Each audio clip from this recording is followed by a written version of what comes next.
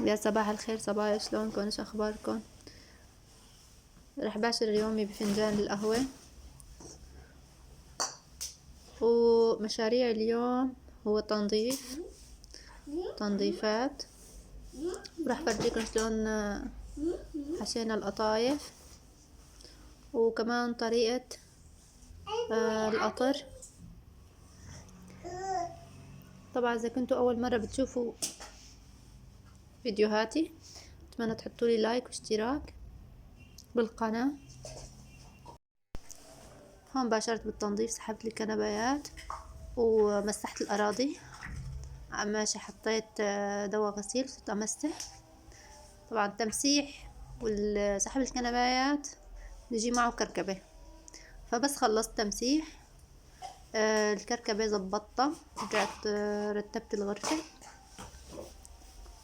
هون كمان الكونيدور مسحته،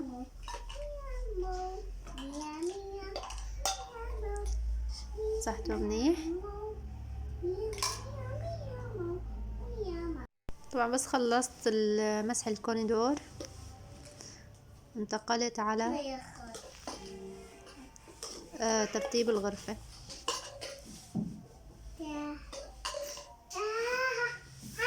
مثل ما شايفين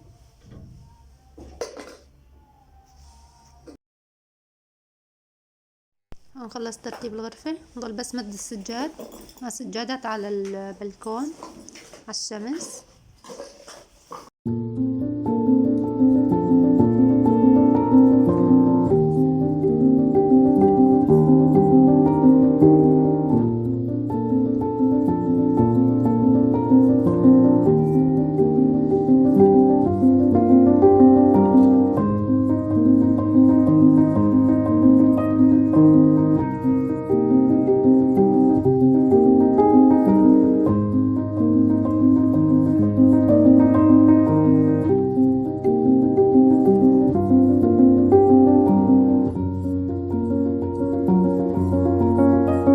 هون جبنا القشطة، حطيت فوقها جوز وعبيتها بالقطايف.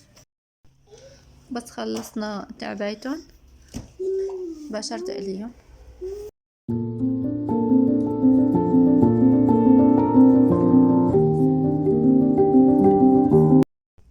وهيك كان شكله النهائي بعد القلي. ضل بدهم بس القطر طريقة مساواته: كاسة سكر، نص كاسة مي، ونحطه على الغاز. بعدين ما نحركه، بس هيك نهزه شوي شي يدخل السكر بقلب المي، ونتركه لحتى يغلي. بعدها بنضيف له نص او مو نص، ربع معلقة ملح ليمون، ونتركه ليبرد وبصير جاهز مثل ما شايفين. وهذا كان الفيديو لليوم، اتمنى يكون عجبكم.